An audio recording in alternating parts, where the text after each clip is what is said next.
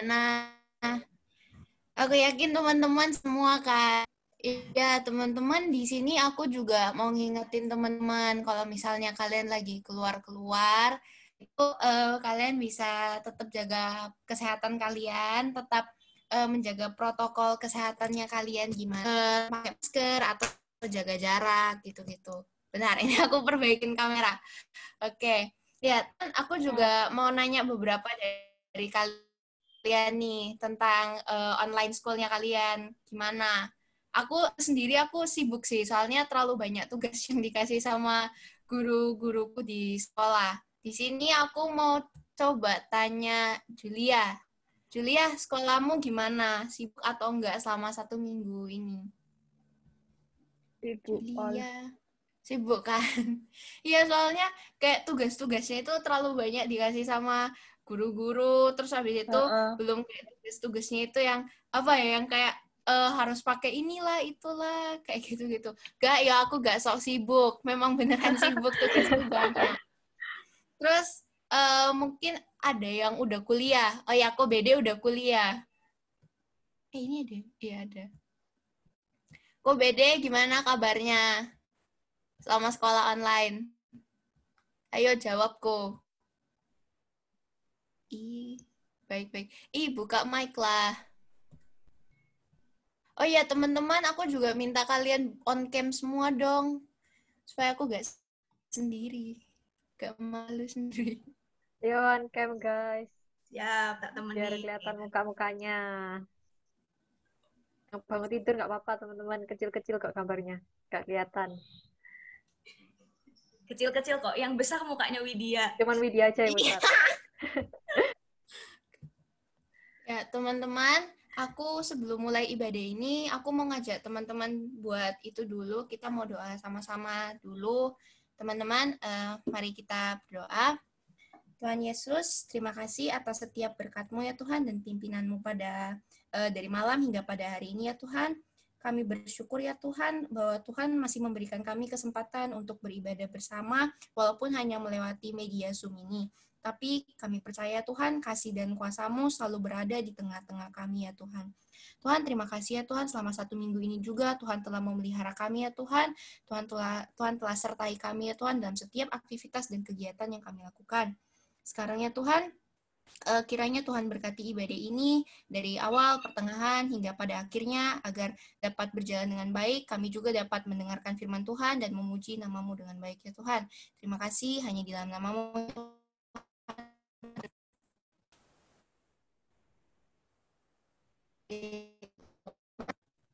Ya, teman-teman, kalau bagi kalian yang belum tahu, tema ibadah kita minggu ini adalah teruslah menabur. Aku yakin pasti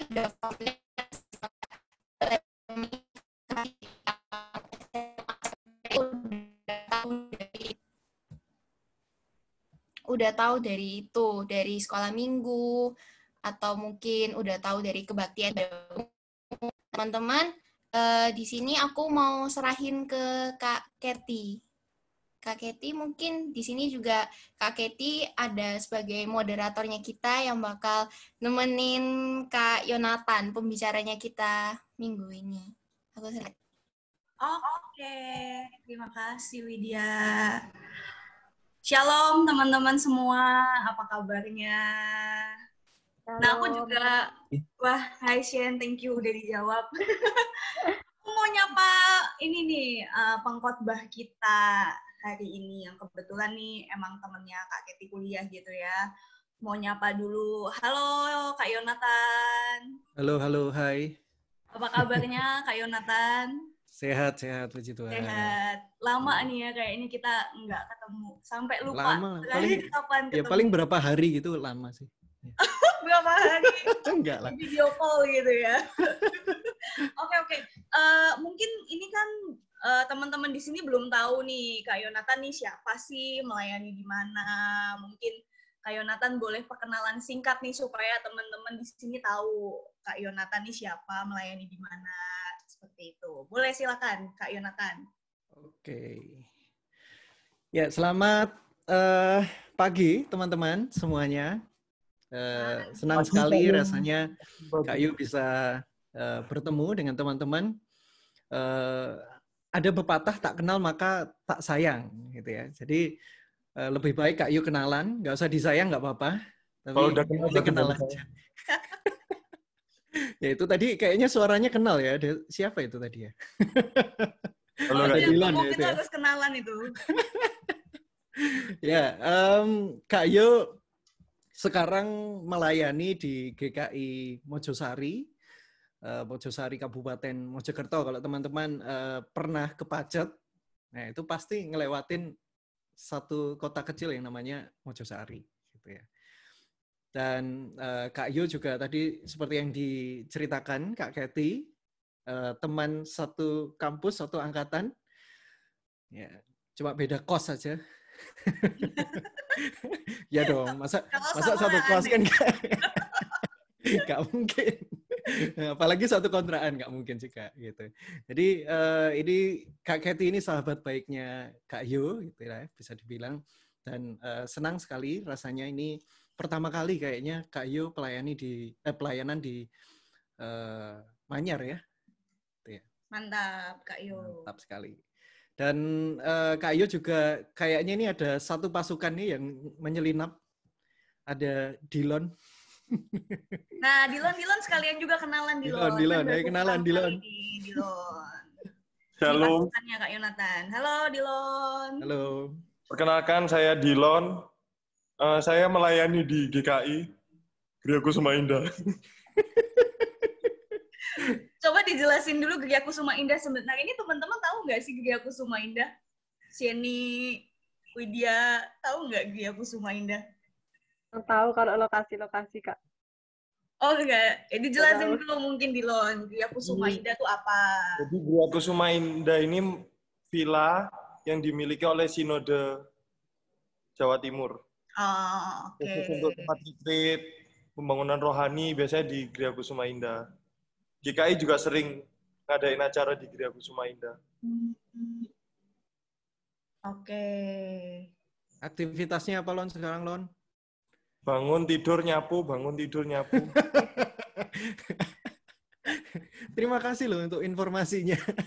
Iya, sangat membantu sekali. Sangat membantu sekali. Dilon ini anggota jemaat mana ya berarti ya? Dharma Satelit, Oh, oke. Mantap. tinggalnya di Pacet. GKI Dharma Satelit tapi tinggalnya di Pacet gitu ya. Kurang jauh apa ya? Deket sama Kak Yonatan malah ya. Oh, Iya. tiap hari apel. Oke. Sip. Yang apel cowok tapi ya. Kenapa Iya. ya? Kenapa ya? Oke, terima kasih Dilon. Nggak kasih. tahu ya, ada lagi nggak ya? Mungkin dari Mojosari kayaknya nggak ada sih. Enggak Nanti ada kalau ya. ada silahkan ini ya. Sejauh Oke, ini kayaknya belum melihat ini sih. Banyak kan dari Manyar ini. Ya Manyar Sejauh sih. ini. Oke. Iya. Terima kasih untuk perkenalannya Dilon. Dan hari ini teman-teman tadi seperti yang dikatakan siapa tadi? Widya kalau nggak salah. Ya betul. Iya, Widya betul. Widya. Tema kita hari ini adalah teruslah menabur. Kak Yub, pastikan dulu teman-teman bisa melihat ya ininya slide-nya. Bisa. Oke, sip. Nah, teman-teman, terlebih dulu kita akan berdoa ya sebelum mendengarkan firman Tuhan. Mari kita berdoa. Ada banyak kesempatan bagi kami ya Tuhan untuk kami bisa menjalani setiap aktivitas kami. Dan juga kami bisa menggapai mimpi-mimpi kami di dalam kehidupan nyata kami. Tetapi ya Tuhan, alangkah baiknya ketika kami melakukan segala sesuatu dengan mendasari firman Tuhan. Dan biarlah saat ini kami mau menyediakan diri kami sepenuhnya hanya untuk Tuhan, untuk mendengarkan dan merenungkan sabda Tuhan.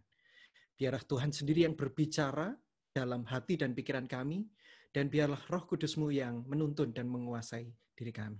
Terpujilah nama-Mu, ya Tuhan, kami menyerahkan pembacaan dan perenungan firman hari ini. Amin. Ya teman-teman yang terkasih dalam nama Tuhan,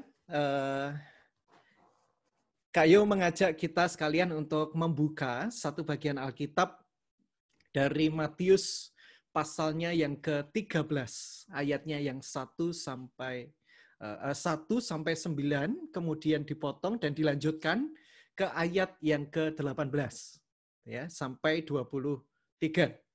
Matius 13 ayat 1 sampai 9 dilanjutkan 18 sampai 23.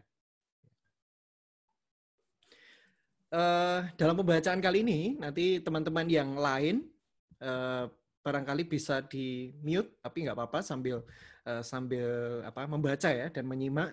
Cuma Kak Yu minta tolong, ini ada 2 teman, salah dua ya berarti ya kalau 2 teman, salah 2 di antara kalian yang membantu Kak Yu untuk membaca. Ya, Kak Yu pilih teman-teman yang rumahnya paling jauh 1 dan yang paling dekat 1. Dari Yang apa, paling Kak? jauh siapa ya? Otomatis Dilon ya? Dari apa nih? Dari mana? Dari gereja maksudnya, Kak? Yo. Ya, dari gereja. Oke. Yo. Dari gereja lah. Paling Dari gereja. jauh Paling Widya jauh itu siapa? di luar pulau. Widya. Luar pulau. Oh, ada yang di luar pulau? Iya, Widya itu di Kalimantan ya. Palu kan? Oh, Palu. Palu. Sulawesi. Oke, Palu, Widya Palu. berarti ya. Ya. Dilon, kamu nggak jadi. Ada yang lebih jauh lagi. Palu. Oke, 1 Widya, satunya lagi siapa nih yang paling dekat rumahnya dengan gereja? Kecuali Kak Kathy. Yang di dalam gereja. Clifford, Kak. Clifford. Tetanggaan Oh, gereja. Clifford. Tetangga Oke, gereja. Clifford. Tampakkan wajahmu, Clifford. Kamu ada di mana? Kocipot. Aman di sana. Hilang nih kayaknya nih. Belum menampakkan. Jennifer ada nggak ya di sini? Selain Clifford, siapa ya? Yang rumahnya di Tompotika lagi sih tahu. Oh, ada kok Oh, ini Clifford. Udah ada. Oh, wajah banget muncul. Oke. Oke, udah nanti muncul. Ya udah, cipot aja. nanti perwakilan ya. Jadi Clifford dan Widya akan membacakan untuk kita. Clifford akan membaca ayatnya yang ganjil. Jadi 1, 3 gitu ya. Dan seterusnya. Lalu Widya yang genap. Gitu ya, Widya? Ini Widya ada suaranya nggak nih? Oke, Kak. Oke. Ntar tidur lagi. Oke ya. Matius 13 ayat 1 sampai 9 dilanjutkan ayatnya yang ke-18 sampai 23. Ya, jadi nanti setelah Clifford baca yang ayat yang ke-9, langsung Widya ke ayatnya yang 18, gitu ya. Disimak. Teman-teman semua juga sambil membaca Alkitabnya masing-masing. Oke, sudah siap Clifford? Sudah Widya? siap. Oke, silakan dibaca Matius 13 1 sampai 9, 18 sampai 23. Oke deh. Matius 13 ayat yang pertama. Pada hari itu keluarlah Yesus dari rumah itu dan duduk di tepi danau. Ayat 2, maka datanglah orang banyak berbondong-bondong lalu mengerumuni dia, sehingga ia naik ke perahu dan duduk di situ. Sedangkan orang banyak semuanya berdiri di pantai. Dan ia mengucapkan banyak hal dalam perumpamaan kepada mereka. Katanya adalah seorang penabur keluar untuk menabur. Pada waktu ia menabur, sebagian benih itu jatuh di pinggir jalan. Lalu datanglah burung dan memakannya sampai habis. Sebagian jatuh di tanah yang berbatu-batu yang tidak banyak tanahnya. Lalu benih itu pun segera tumbuh karena tanahnya tipis. Tetapi sesudah matahari terbit, layulah ia dan menjadi kering karena tidak berakar. Sebagian lagi jatuh di tengah semak duri. Lalu makin besarlah semak itu dan menghimpitnya sampai mati. Dan sebagian jatuh di tanah yang baik, lalu berbuah. Ada yang 100 kali lipat, ada yang 60 kali lipat, ada yang 30 kali lipat. Siapa bertelinga, hendaklah ia mendengar. Ayat 18, karena itu dengarlah arti perumpamaan penabur itu.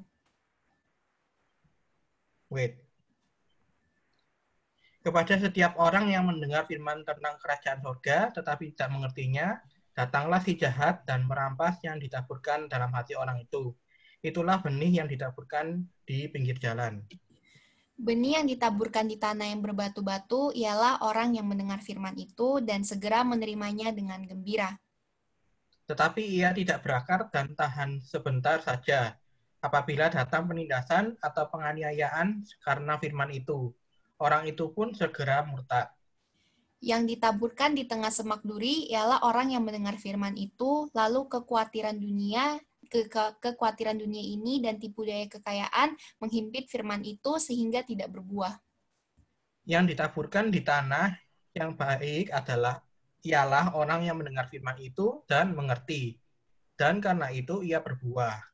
Ada yang 100 kali lipat, ada yang 60 kali lipat, ada yang 30 kali lipat. Ya, terima kasih Clifford, Widya sudah membacakan bagi kita. Demikianlah firman yang telah kita baca. Biarlah itu juga bergaung di dalam hati kita masing-masing. Nah, teman-teman yang terkasih dalam nama Tuhan, adakah dari antara teman-teman yang mengenal atau pernah melihat sosok ini, orang ini? Bagi teman-teman yang mungkin suka melihat acara-acara televisi seperti Kick Andy, nah mungkin nggak asing dengan orang satu ini. Nah, teman-teman ada yang tahu dia ini siapa dan bagaimana? Ada yang tahu nggak? Aku nggak tahu, Kak Yo. Nggak tahu ya? Kak Kathy nggak tahu. Yang lain? Clifford? Nah, teman-teman yang lain tahu nggak nih? Nggak tahu, Kak. Nggak tahu, Kak. Nggak tahu ya? Nggak tahu. Oke. Ya. Jadi teman-teman kalau dari perawakannya kira-kira orang yang bernama Mbah Sadiman ini orang kota atau orang desa? Pasti? Desa. Desa. Desa. Pasti desa, ya. Pasti orang desa. Barangkali kalau kita membayangkan, teman-temanku sekalian, Mbah Sadiman ini mungkin bukanlah orang yang mengenal gadget juga seperti kita. Kita mungkin punya akun Instagram, punya akun yang lain, Facebook, gitu ya. Seperti Kak Yu ini juga punya beberapa akun, gitu ya, yang bikin pusing kadang-kadang, saking banyaknya akun. Mbah Sadiman ini mungkin juga orang yang tidak berpendidikan. Tidak seperti kita, teman-teman. Dan bahkan kalau dalam pertemuan acara televisi Mbah Sadiman ini bahkan membutuhkan orang lain yang bisa berbahasa Indonesia dan sekaligus berbahasa Jawa. Artinya dia membutuhkan penerjemah. Dia tidak bisa berbahasa Indonesia secara fasih, Mbah Sadiman ini. Tetapi tahukah teman-teman apa yang ia pernah lakukan? Ternyata pada waktu tahun 2016, Mbah Sadiman ini diganjar penghargaan oleh Kementerian Lingkungan Hidup. Ada yang tahu kira-kira dia melakukan apa? Orang desa biasanya melakukan apa? Sederhana sekali. Bertani. Wah, bertani. Betul sekali, Kak Kathy. Tetapi Kak Yo bilang bertani yang bukan sekedar bertani. Karena apa? Karena Mbah Sadiman ini kalau menurut Kak Yo cukup gila dalam tanda kutip. Mengapa kok cukup gila? Karena dia ini seorang diri menanam benih pohon kira-kira jumlahnya itu kalau sampai sekarang itu kira-kira 11.000 pohon. Selama 20 tahun. Dan itu ia lakukan seorang diri menabur benih itu gitu ya. Di tanah seluas 100 hektar.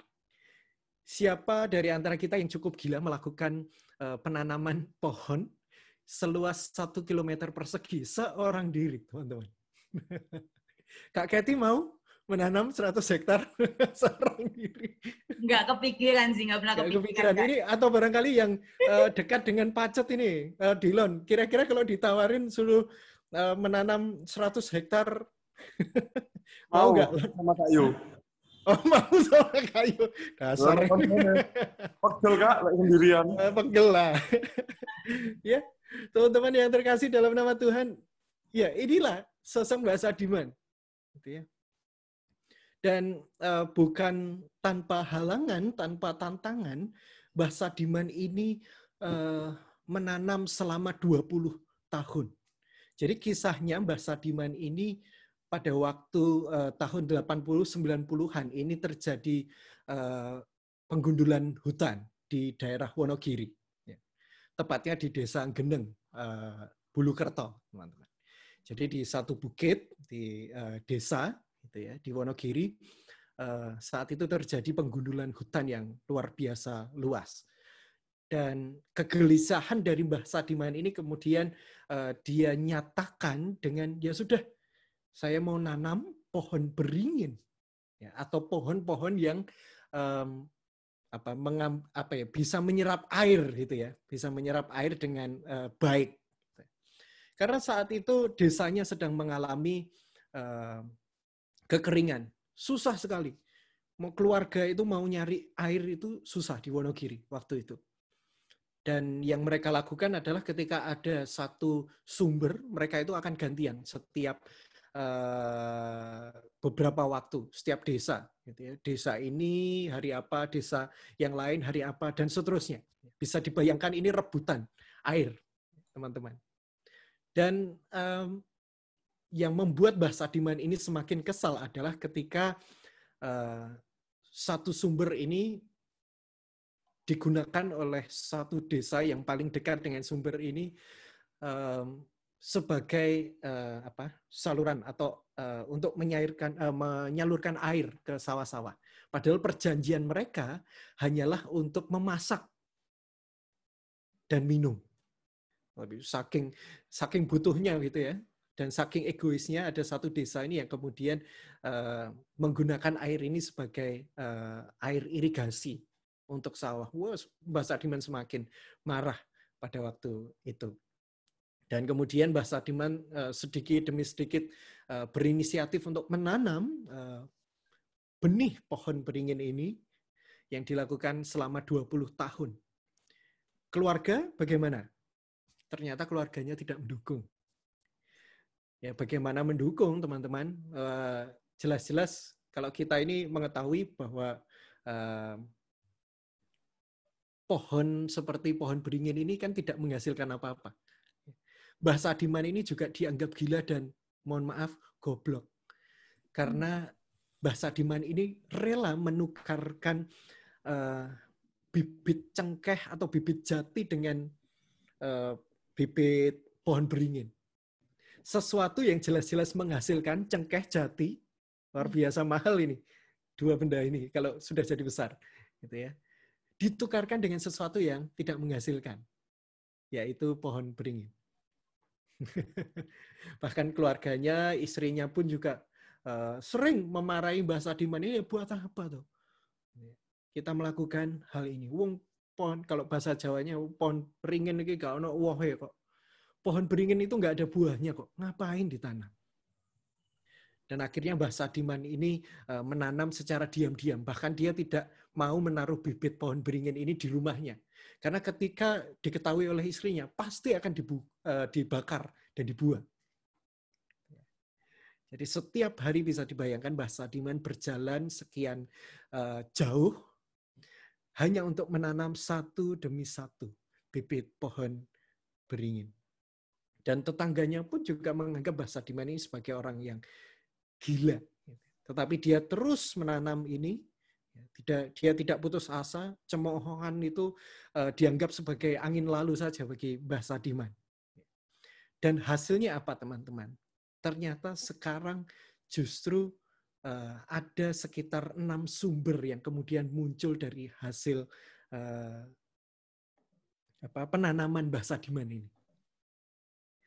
Bayangkan saja kalau satu pohon itu kira-kira kalau menurut Mbah Sadiman ini cukup untuk mengairi atau membuat dua keluarga ini hidup. Jadi kalau 10.000 pohon ya kira-kira hitung saja. Dan bahkan ketika musim kemarau itu lewat, mereka bisa bertahan hidup. Yang lain susah air. Salah satu desa di Wonogiri ini cukup bertahan.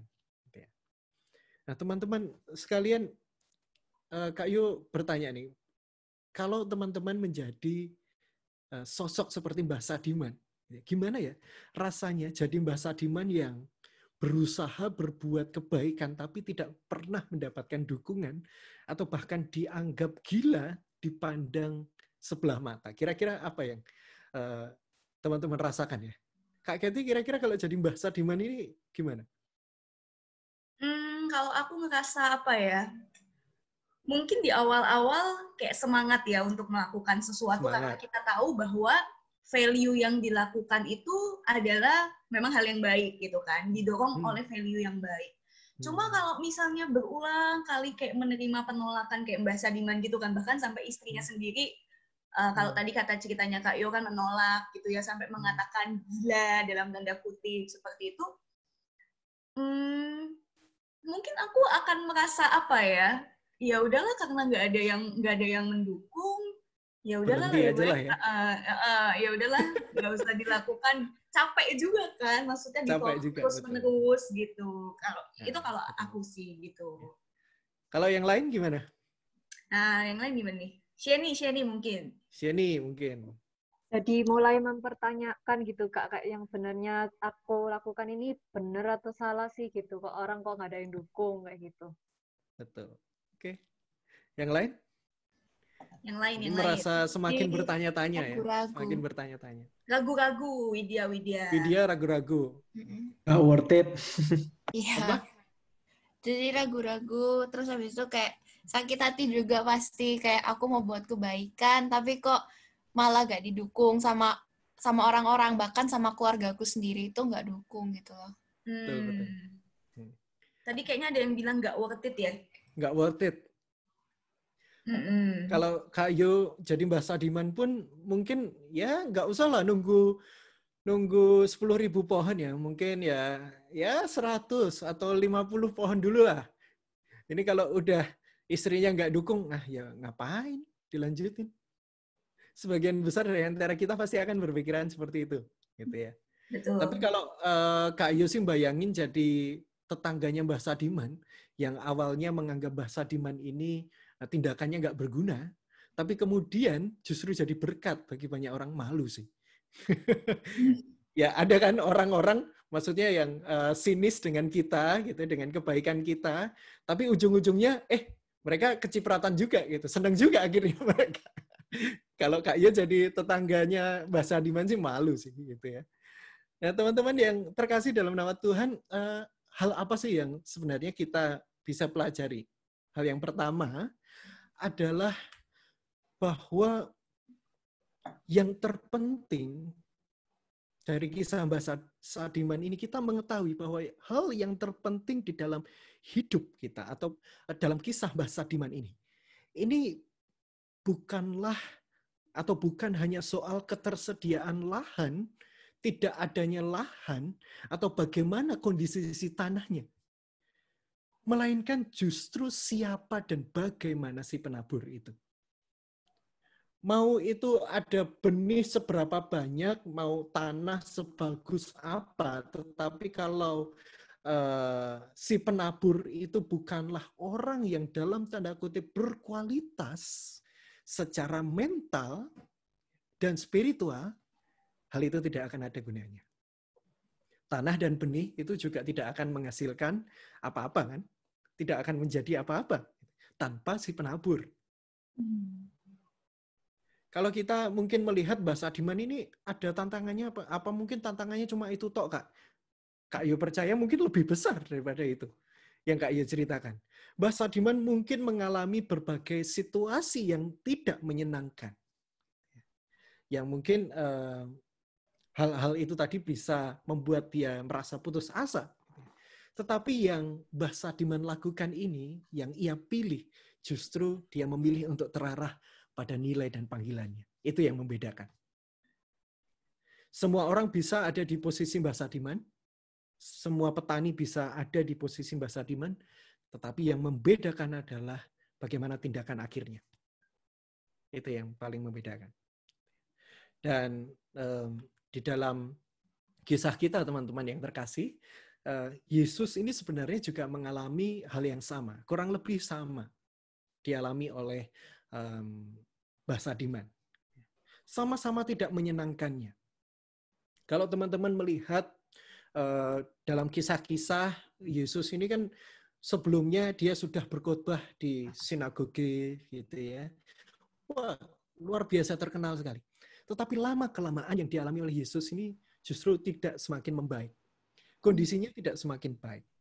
Dia justru mengalami berbagai penolakan satu demi satu. Dia mengalami penolakan yang tidak jarang membuat para murid ini juga merasa kecewa dan putus asa.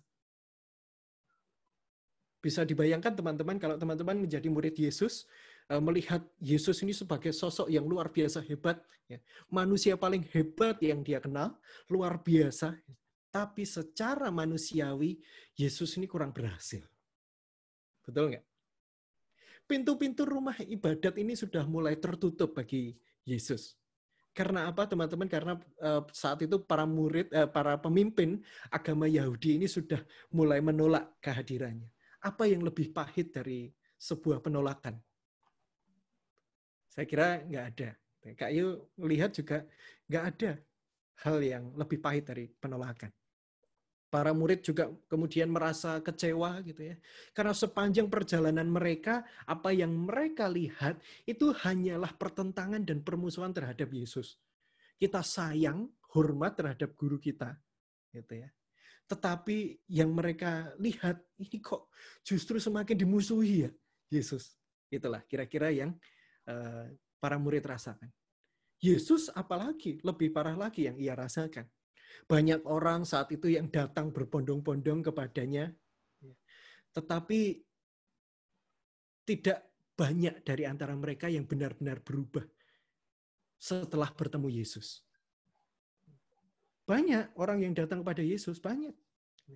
Tetapi hanya mungkin sebagian kecil dari antara mereka yang benar-benar merasakan perjumpaan dengan Tuhan. Banyak orang yang datang kepada Yesus hanya untuk merasakan atau mencari kuasa penyembuhannya. Setelah sembuh, apa yang dilakukan? Pergi. Ini kalau teman-teman jadi sosok Yesus gimana? Wah, susah, setengah mati. Sakit hati pasti. Yang dalam tanda kutip, ini orang-orang datang kok karena kebutuhannya doang. Gitu loh. Kira-kira begitu. Cari untungnya aja gitu ya, Kak. Cari untungnya aja, betul. Ada nggak dari antara kalian yang punya teman-teman yang kayak gitu? Pastilah. Tapi nggak usah disebutin, nanti ketahuan. Gitu ya. Ya. Kalau kita membayangkan jadi Yesus, ada juga orang-orang ini yang datang kepada Yesus hanya supaya mereka ini dikenal sebagai murid Yesus. Ini loh, aku murid Yesus. Ada orang-orang yang kayak gitu. Artinya apa? Ada orang-orang yang datang kepada Yesus bukan untuk mengikut Yesus, bukan untuk percaya sepenuhnya kepada Yesus. Itu yang Yesus hadapi saat itu. Dan teman-teman melihat Yesus ini orang yang sangat luar biasa. Kak Yu bilang Yesus ini luar biasa menarik. Karena di dalam situasi yang demikian, dia justru menjelaskan situasinya dengan cara menuliskan atau menceritakan sebuah perumpamaan. Teman-teman tadi sudah membaca ayat-ayat kita, gitu ya, yang kurang lebih kalau kita jabarkan atau kita pisah ayat 1 sampai 9 dan 18 sampai 23, ini dua bagian yang berbeda. Ya, satu berbicara tentang perumpamaannya, yang satu lagi, yang akhir, itu berbicara tentang maknanya, atau siapa saja subjeknya, kan begitu. Benih itu siapa atau apa, gitu ya. Tanah yang di pinggir jalan itu siapa atau apa, dan seterusnya. Semak duri itu siapa, gitu ya. Itu yang dijelaskan oleh Yesus pada waktu itu. Ya. Nah, barangkali teman-teman juga bertanya-tanya, ini kok bisa ya ceritanya Tuhan Yesus ini kesannya kok cara menaburnya ini kayak nggak disengaja. jatuh di tempat A, jalan lagi jatuh di tempat B, gitu ya. Bukan sesuatu yang disengaja. Nah, teman-teman yang terkasih, ini buat pengetahuan untuk kita. Gitu ya. Kalau saat itu di Palestina, itu ada 2 cara menabur benih. Cara yang pertama, ini cara yang lazim, yang biasa kita lihat sampai sekarang, yaitu adalah dengan cara menanam secara langsung. Jadi jalan gitu ya, satu demi satu gitu sambil jalan sambil menaburkan benih atau menanam benih. Sama seperti yang kita lihat di masa sekarang. Nah, ini cara yang kedua, ini juga lazim sebenarnya. Tapi mungkin teman-teman ini sudah mulai jarang mengetahui. Pada waktu itu di Palestina ada cara yang sedikit malas. Sekalipun cara ini lazim, yaitu seorang penabur dia akan menaruh benihnya dalam satu karung, gitu ya. Dikumpulkan dalam satu karung, kemudian karung itu dikoyakkan bagian bawahnya atau dilubangi bagian bawahnya, sehingga pasti ketika karung ini dibawa jalan, pasti benih itu akan tertabur, gitu ya, di segala tempat, gitu lah kira-kira. Dan karung ini biasanya ditaruh di hewan-hewan seperti keledai. Jadi dibiarkan jalan saja. Gitu. Di pematang-pematang sawah, di ladang-ladang, gitu, dibiarkan jalan saja. Sehingga benihnya itu menjadi tersebar ke sana-sini. Dengan cara ini kita bisa membayangkan teman-teman bahwa benih ini jatuh tidak hanya di ladang yang tepat, dalam tanda kutip, ladang yang subur. Tetapi bisa saja benih-benih ini justru jatuh di tempat yang lain, jalan yang bebatuan atau bahkan di luar dari ladang tersebut. Ladangnya orang Palestina itu bentuknya petak-petak, teman-teman. Jadi di setiap pinggiran petaknya itu digunakan untuk jalan umum. Jadi kalau seekor keledai ini jalan, ya sudah jalan terus gitu, melintasi peta demi peta gitu. Jadi pasti ada yang jatuh di ladang dan juga pasti ada yang jatuh di jalan-jalan itu tadi, atau bahkan semak duri dan seterusnya itu tadi. Dan yang menarik teman-teman, benih yang sudah terjatuh ini tadi, ini ya dibiarkan saja. Tidak lantas kalau benih ini jatuh di tempat yang salah, kemudian si penabur ini, sayang diambil lagi gitu ya. Enggak. Dibiarkan jalan terus. Keledai ini dibiarkan jalan terus. Si penabur ini juga tidak merasa menyesal gitu ya, dengan jatuhnya benih yang di tempat di luar ladang itu tadi. Ya sudah dibiarkan saja. Yang dia lakukan, teman-teman yang terkasih, hanyalah berjalan dan menebarkan benih itu secara terus-menerus. Tidak berhenti. Teman-teman yang terkasih dalam nama Tuhan, pertanyaannya untuk kita. Terkadang kita ini kan dipanggil untuk melakukan sesuatu yang baik secara terus-menerus, menabur kebaikan secara terus-menerus. Ya. Tetapi, mengapa ya? Ketika kita berusaha untuk menabur kebaikan secara terus-menerus, seringkali kita justru merasa lelah. Apa penyebabnya kira-kira? Boleh nggak sih kita berhenti sebagai penabur? Kira-kira gimana, teman-teman? Kenapa ya kita ini bisa merasa lelah ketika kita berbuat baik? Apa kira-kira? Boleh ngomong nggak, yuk? Boleh. Dylan. Ini Dylan apa siapa ya? Ya, Dylan. Oke. Nggak kelihatan, sorry ya. Kenapa? Menurutku ya, kenapa bisa berhenti mau menabur kebaikan? Karena mungkin ya kita sebagai manusia lah, pasti punya harapan orang itu juga melakukan hal yang sama ke kita. Kita punya ekspektasi bahwa nanti kita berbuat baik, kita akan mendapatkan yang baik juga. Padahal kan juga nggak tentu, kadang ya dapat nggak enak. Intinya gitu. Ya dapat pahit lah dalam hidup. Makasih, Dylan. Ini jawaban yang bagus. Karena apa? Karena seringkali kita ini justru motivasinya supaya mereka akan membalas kebaikan kita. Gitu kan? Kira-kira. Ada yang lain, teman-teman? Ayo, teman-teman yang lain. Yang lain. Kira-kira kenapa sih kok kita ini bisa merasa lelah ketika kita menabur kebaikan secara terus-menerus?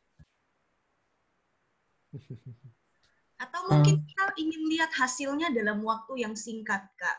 Oke, ini jawaban yang lain. Kita melakukan satu kebaikan, kita berharap hasilnya itu juga akan bisa kita lihat dalam waktu yang singkat. Katakanlah misal nih kita ngomongin teman kita, kamu jangan begini, jangan begitu. Harapannya dia bisa berubah. Tapi kok nyatanya langsung dia berubah gitu ya? Gitu, nggak langsung berubah. Kayak kita udah ngomongin 1 kali, 2 kali, 3 kali, sampai 10 kali juga kayaknya nggak berubah-berubah gitu. Udahlah, wes capek gitu. Gitu. Yeah. Nah, ini yang lain mungkin. Yang lain. Kayaknya tadi mau ngomong ya, Win? Mungkin kalau nggak diapresiasi itu kadang juga bikin capek. Nggak diapresiasi, malah justru penting juga. Ditolak kali ya mungkin, atau kayak tadi mendapat perlakuan yang nggak menyenangkan gitu. Kok kayaknya nggak ada yang nyemangatin gitu ya, nggak diucapin atau apalah ya, at least untuk terima kasih gitu nggak diucapin gitu ya. Kadang itu juga membuat kita merasa lelah. Ada yang lain nggak? Yang lain. Menurutku, kalau menurutku kalau kan manusia itu pasti kan nggak bakal bisa lepas dari dosa, toh kan dosa itu juga cobaan. Kalau tiap kali kita mau nabur kebaikan, tapi kan pasti ada cobaan dari luar, kayak nggak usah kayak menabur kebaikan ini loh, maksudnya kamu itu kayak contohnya kamu itu masih muda, nggak perlu tabur kebaikan banyak-banyak lah, nanti aja gitu. Kalau misalnya memang kamu udah tua, sekarang ini have fun aja gitu. Kayak ini kayak apa ya, kayak YOLO, you only live once, kayak gitu loh. Oke. Artinya ada ego yang muncul gitu. Yang ngapain sih berbuat baik untuk orang lain gitu. Ya udahlah, sekarang ini nyenengin diri dulu aja gitu ya. Ada yang lain, teman-teman? Coba kita dengerin teman-teman yang ada di chat ini, BD. Capek soalnya kita nggak fokus ke menyenangkan Tuhan, tapi fokus ke orang yang dibaikin. Wah, ini. Jadi fokusnya bukan ke kehendak Tuhan, tapi ke orang.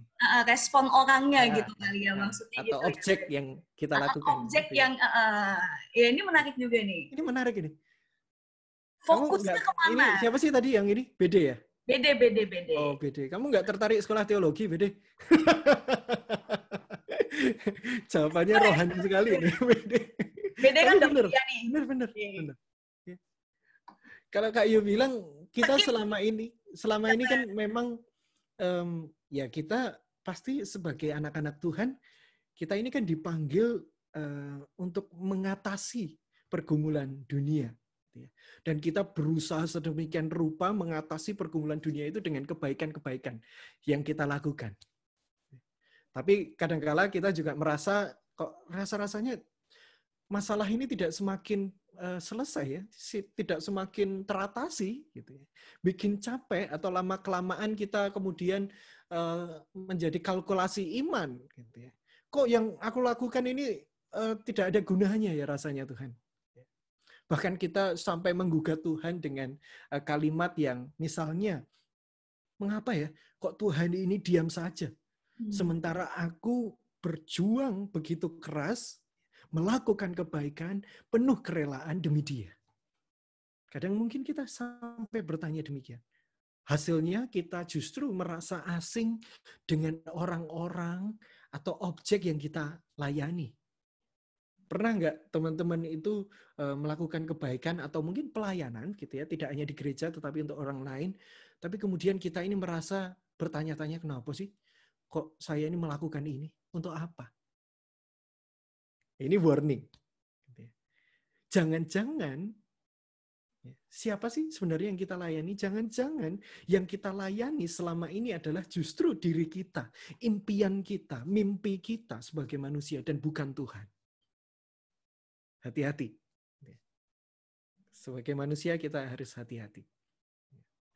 Itulah kenapa teman-teman yang terkasih dalam nama Tuhan, ada hal yang kedua yang paling penting ketika kita menjadi seorang penabur. Bahwa kesungguhan dan komitmen itu memberikan energi positif untuk kita. supaya kita bisa terus berjalan di dalam panggilan kita. Kalau tadi kita berpikir tentang penabur, ya, si penabur itu sendiri yang paling penting dibandingkan tanahnya, gitu ya. Yang paling penting hal yang lain adalah kesungguhan dan keyakinan, komitmen kita dalam panggilan kita. Ada yang mengatakan bahwa setia dalam perkara yang kecil, gitu ya. Biasanya pendeta atau apa mengatakan setialah dalam perkara yang kecil. Kalau Kak Yu bilang ibarat ketika kita membuka pintu yang besar, pasti kita menggunakan kunci yang kecil. Ada yang terbalik, kuncinya lebih besar daripada pintunya? Pasti nggak ada, gitu ya. Itu artinya pintu yang besar ini selalu dibuka dengan yang kecil, bukan sebaliknya. Sesuatu yang besar itu dibuka dengan sesuatu yang kecil. Ditentukan dengan sesuatu yang kecil. Hal-hal yang kita lakukan setiap hari. Jadi apa maknanya firman kita hari ini, teman-teman? Yang jelas, hikmah dari firman kita itu mengatakan demikian, bahwa panen itu pasti. Tidak usah ragu-ragu, teman-teman. Kita bisa mengatakan bahwa panen itu pasti. Sekalipun, nah ini ada catatannya, sebagian mungkin jatuh di tempat yang tidak kita harapkan. Kita mungkin datang bertemu dengan orang lain yang kita tidak pernah bayangkan, gitu ya. Dan bahkan ketika kita mengenal orang ini, kita juga semakin susah hidupnya, bisa saja. Tetapi dari kebaikan-kebaikan yang kita lakukan ini, suatu saat pasti akan bertumbuh. Mungkin saja jatuh dimakan burung-burung dalam tanda kutip. Sebagian benih kita mungkin juga jatuh di tempat yang dangkal dan tidak pernah menjadi matang. Kita sudah melakukan kebaikan kepada teman-teman kita. Mereka sangat antusias, terima kasih ya udah dibantu. Tapi akhirnya berubah lagi, balik lagi ke dosanya yang lama, misalnya. Atau mungkin benih kita akan jatuh di semak duri yang menghimpit mereka sampai mati. Tetapi Kak Yo saat ini ingin mengatakan bahwa kalau teman-teman suatu saat pergi ke desa, tanyalah kepada petani-petani yang sudah menanam kira-kira 20-30 tahun lamanya. Tanyalah kepada mereka, ada nggak dari antara mereka yang benar-benar yakin dengan apa yang ditanam itu tadi? Maksudnya adalah kira-kira kalau kita bertanya kepada mereka, Pak, kira-kira bisa nggak kalau saya menanam 1000 benih, berarti hasilnya akan 1000 pohon. Teman-teman coba tanya kepada petani. Sebagian besar atau bahkan semua dari antara mereka pasti akan menjawab bahwa mereka tentu saja tidak yakin. Tidak ada petani yang sangat yakin dengan apa yang mereka taburkan. Itu pasti akan bertumbuh dan menghasilkan buah. Tidak ada yang benar-benar bisa memastikan dari antara mereka. Tetapi teman-teman yang terkasih, yang jelas adalah itu semua bukan berarti membuat mereka berhenti menabur. Ada yang ketika mereka gagal panen sekian persen, kemudian udahlah aku berhenti jadi petani. Ya mungkin ada gitu, tapi itu hanya sebagian kecil. Kesusahan itu tadi tidak membuat mereka kehilangan harapan akan panen. Itu kalau Kak Iya bilang. Dan persoalannya adalah seperti yang tadi dikatakan oleh Kak Kathy, tantangannya untuk kita ini sebagai anak muda, terkadang kita ini sebagai manusia mudah sekali tergoda untuk menilai keberhasilan dari apa yang terlihat secara fisik. Itu kan persoalannya. Kita ini hanya siap memanen, nggak siap berproses. Gitulah kira-kira. Ya kan? Dan oleh karenanya teman-teman yang terkasih dalam nama Tuhan, ada 2 sifat yang harus kita miliki, atau 2 pemikiran sebagai sang penabur. Kita ini tidak pernah tahu bagaimana dampak yang terkandung dari benih yang telah kita taburkan. Memang bisa berhasil atau sebaliknya. Tetapi yang jelas kegigihan dan ketekunan itu selalu menghasilkan sesuatu yang baik. Mbah Sadiman mungkin bisa menghitung berapa jumlah bibit yang gagal, teman-teman. tetapi dia memilih untuk tidak menghiraukannya. Dan pemikiran yang kedua adalah bahwa pertumbuhan itu membutuhkan proses yang panjang. Teman-teman tahu nggak ada satu pohon yang sangat tua, Kak Yo nggak tahu nyebutnya ini apa, tapi tulisannya oak atau oak ya, pohon oak ini. Pohon oak ini salah satu pohon yang paling tua dalam sejarah. 700 tahun sampai lebih dari 1000 tahun bahkan.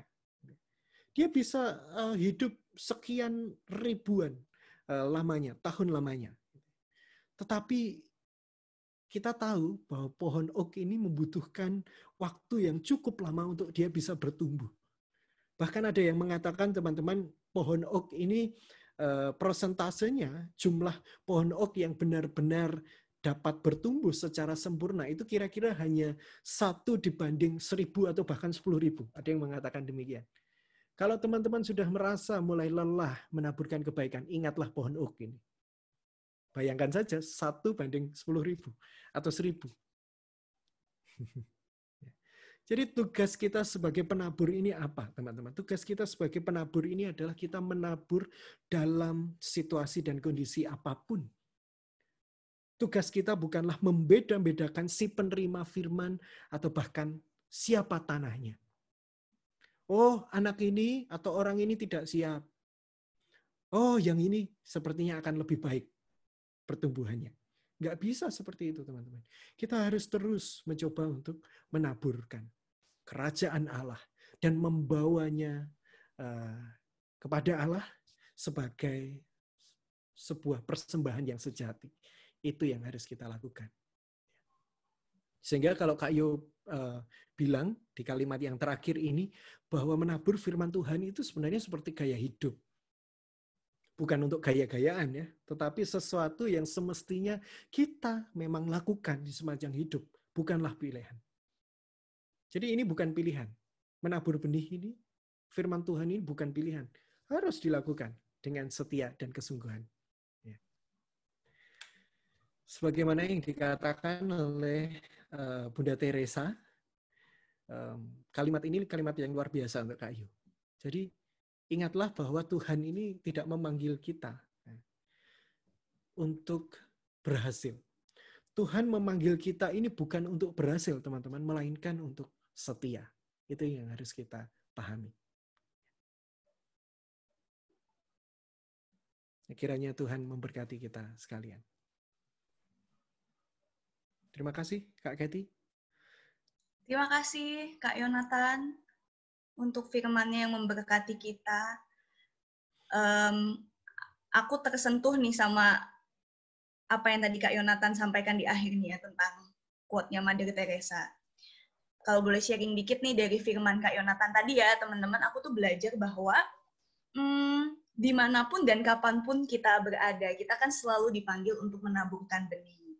Dan jangan berfokus pada penerimaan dari dunia, tapi berfokuslah pada kehendak Tuhan. Sama halnya juga seperti Mother Teresa gitu ya. Kalau misalnya kita melihat dari ukuran kesuksesan dunia, seharusnya kan Mother Teresa mungkin dengan dia menghampiri dan datang kepada orang-orang yang sakit kusta, mungkin siapa tahu kehadiran Mother Teresa itu bisa menyembuhkan orang-orang yang sakit kusta begitu ya. Tapi kan nyatanya juga orang-orang itu tetap meninggal. Tapi kalau aku baca dari biografinya Mother Teresa begitu ya, orang-orang yang meninggal di pangkuan Mother Teresa, mereka adalah orang-orang yang sekarat. Tapi mereka bisa mengatakan kepada Mother Teresa bahwa terima kasih atas pelayanan yang dilakukan Mother Teresa. Kenapa? Memang mungkin kami nggak mendapatkan kesembuhan, tapi kami merasa dimanusiakan.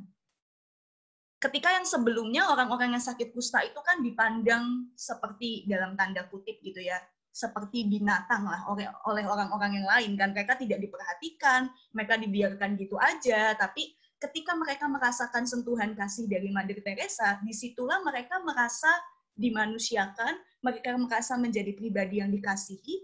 Dan menurut aku itu bukan ukuran keberhasilan dunia sih, ya nggak Kak Yonatan? Betul, betul. Kalau melihat kesuksesan dunia kan ya mereka bisa sembuh, mereka bisa ya berkarya lagi. Tapi menurut aku ini sesuatu yang priceless sih, membuat orang merasa dikasihi, membuat orang merasa bahwa aku menerima kebaikan Tuhan, merasa dicintai gitu ya.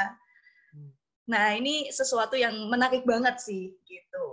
Nah, mungkin teman-teman ada yang mau sharing atau mau bertanya terkait dengan tema kita pada hari ini. Mungkin ada teman-teman yang punya pengalaman pribadi gitu. Mungkin aku sekarang lagi capek nih, Kak. Ngasih tauin temenku, nggak mau berubah-berubah, atau berhadapan dengan situasi penolakan ketika sedang melakukan kebaikan. Nah, mungkin ada yang mau sharing nih, teman-teman.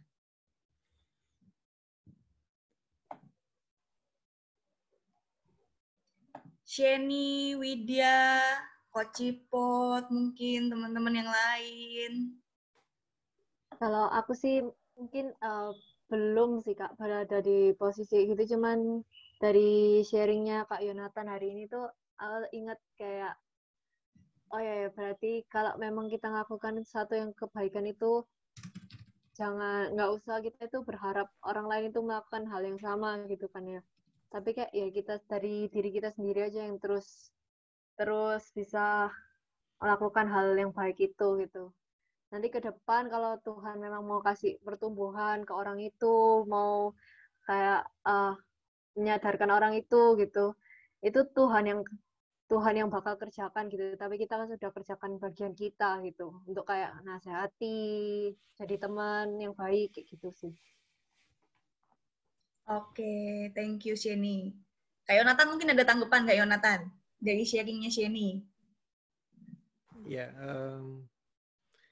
Ya emang kalau kayu lihat sih, yang justru kita harus tajamkan adalah motivasi kita sebagai penabur. Yang paling utama sih itu sih. Jadi ketika kita motivasi dan nilai tujuan kita ini benar, kita juga berefleksi setiap waktu, gitu ya. Apakah yang aku lakukan ini untuk siapa gitu ya? Untuk Tuhan, untuk orang lain, atau justru untuk ego kita, gitu, untuk menumbuhkan ego kita, gitu. Ya, itu penting sih. Iya betul Kak Yu. Itu kapan hari itu juga aku sempat merenung gitu sih, kayak ketika aku pingin kayak temanku ini berubah apa gara-gara soalnya aku ini capek kamu rugi nol gitu, umpama kayak dia itu orangnya males gitu, terus kan jadinya selalu kayak minta catatan apa gitu. Aku tuh pengen berubah soalnya aku pengen kamu berubah soalnya supaya kamu tuh nggak ngerepoti aku lagi kayak gitu. Nah itu kan motivasinya bukan kasih, tapi kayak fokusnya benernya ke diri sendiri gitu. Kayak pengen berubah supaya nggak merugikan aku gitu. Padahal kan harusnya nggak seperti itu. Thank you, Sheni. Oke. Ya, thank you, Sheni. Ada yang lain mungkin, teman-teman? Satu orang lagi terakhir mungkin.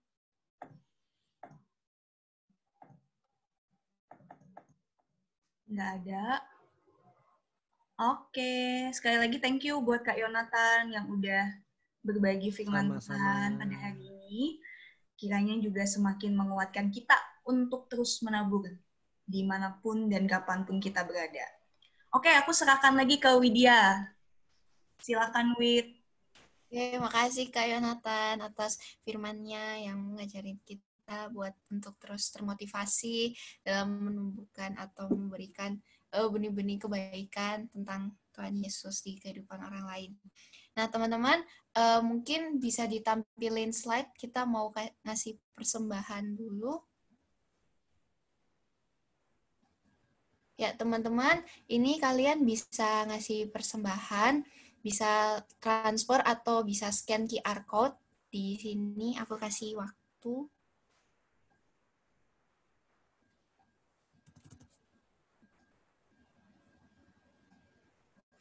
Ya teman-teman, kalau setelah ini kan kita mau doa syafaat, teman-teman bisa tulis di chat mau pokok-pokok doa syafaatnya mau apa aja, mungkin sekolah atau masalahnya kalian apa, atau ada ulangan, terus mungkin ada yang masih bingung kuliah, atau tentang corona, kesehatan, orang tua juga boleh.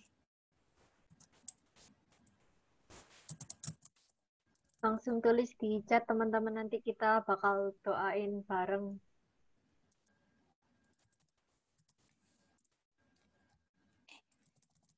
buat tes kuliah habis ini with your interview. Ada yang mau masuk kuliah yang lagi tes-tes sekarang? Berumur tentang apa bisa masuk nggak ya ke kampus yang diinginin gitu. Buat audisi, oke. Oke. Teman-teman Oh yang ya, lagi putus ini semangat apa? ya, kalau misalnya kayak teman-teman juga yang mungkin bingung untuk yang kuliah, mungkin yang udah kuliah, yang ada tesis mungkin atau skripsi yang kayak gitu-gitu, masalah pekerjaannya juga. Sama minggu ini teman-teman ada 2 teman kita yang berulang tahun. Jadi ada Kak Joel Darren sama Kak Ivan Gary. Mungkin kita juga bisa doain nanti. Happy birthday. Ada nggak ya? Ada nggak ya orangnya? Joel. Oh, hari ini nggak ada nih dua-dua orangnya. Ya. Apa kita tetap kita sama doain aja. Happy birthday. Pin yang lagi jenuh nih kuliah, sekolah, butuh kekuatan, mau doain.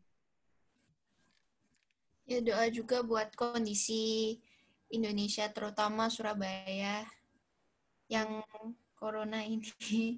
Mudah-mudahan kayak orang-orang itu masih bisa ikut peraturan sama protokol kesehatan yang udah ditentuin dari dulu-dulu gitu. Semoga semuanya tetap sehat, pekerjaan orang tua juga diberi kekuatan ke kedua orang tua, meskipun sekarang lagi susah banget kan di pekerjaan. Ya, teman-teman. Ada lagi teman-teman yang mau nulis pokok-pokok doa?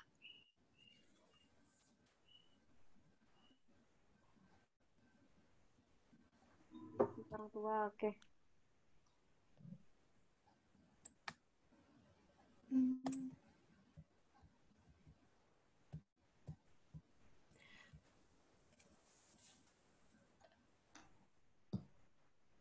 Oke, teman-teman. Mungkin ini dulu ya. Jadi aku serahin ke Kak Kety buat doa syafaat ini. Ya.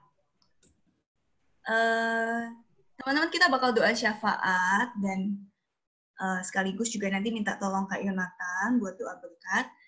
Nah, ini mungkin aku sama Kak Yonatan kita bisa bagi 2 aja ya, Kak Yonatan. Oke. Nah, mungkin aku akan mendoakan untuk tes kuliah dan juga audisi YG-nya Jenny. Nah, Kak Yonatan bisa berdoa untuk orang tua kita semua yang ada di sini, sama tugas-tugas sekolah dan tugas-tugas kuliahnya teman-teman, kayak gitu. Okay. Nah, nanti Kak Yonatan juga sekaligus tutup dengan doa berkat ya, Kak? Oke. Ya. Oke, mari teman-teman bersama kita berdoa. Ya Tuhan Allah Bapa kami, sungguh kami bersyukur pada kesempatan pagi hari ini kami boleh bersama-sama bersekutu dan beribadah. Tuhan, kami bersyukur atas firman yang boleh Engkau berikan kepada kami melalui hamba-Mu, Penatua Yonatan, yang terus mengingatkan kami untuk menabur benih-benih kebaikan kepada setiap orang yang kami jumpai, baik di lingkungan sekolah, di lingkungan perkuliahan, di lingkungan pekerjaan kami, dimanapun kami berada, Tuhan memanggil kami sebagai utusan-utusan Tuhan. Kami boleh melihat juga contoh betapa Engkau, ya Tuhan, juga menerima berbagai macam penolakan dari dunia ini. Tapi kami pun juga tahu bahwa pada akhirnya, benih-benih kebaikan dan kebenaran yang Engkau tabur sungguh berdampak begitu besar, sehingga ada banyak orang yang menjadi percaya kepada Tuhan dan mengikut teladan-Mu. Dan kami pun juga mau Tuhan untuk tetap fokus kepada kehendak Tuhan. Kami juga mau terus melakukan kebaikan, bukan karena kami ingin juga menerima kebaikan dari orang lain. Tapi pertama-tama dan terutama kami mengingat hidup kami sebagai satu anugerah dan kami mau mensyukurinya dengan juga terus menaburkan benih-benih kebaikan itu. Berdoa untuk pelayanan Kak Yonatan di GKI Mojosari, Kiranya juga Tuhan berkati dan menyertai pelayanan Kak Yonatan. Tuhan juga berkati jemaat GKI Monjosari, agar mereka pun juga boleh terus menjadi saluran berkat Tuhan. Tuhan, pada saat ini kami juga berdoa bagi rekan-rekan kami yang akan menjalani tes untuk masuk ke perkuliahan, untuk Widya, dan juga mungkin rekan-rekan lain yang tidak bisa kami sebutkan satu persatu, tapi kami yakin dan percaya Tuhan mengetahuinya. Tuhan, kiranya Tuhan sendiri yang memberikan hikmat bagi setiap mereka. Tuhan juga yang memberikan ketekunan, kejujuran untuk mengerjakan setiap soal demi soal. Dan kiranya Tuhan pun juga dapat memberikan hasil yang terbaik. Apabila mungkin hasil yang didapatkan tidak sesuai dengan apa yang diharapkan oleh rekan-rekan kami, tolonglah bantulah rekan-rekan kami untuk boleh menerima hasil apapun dengan kebesaran hati dan boleh terus melihat bahwa kehendak dan rencana Tuhan senantiasa indah pada waktunya Tuhan. Terima kasih Tuhan.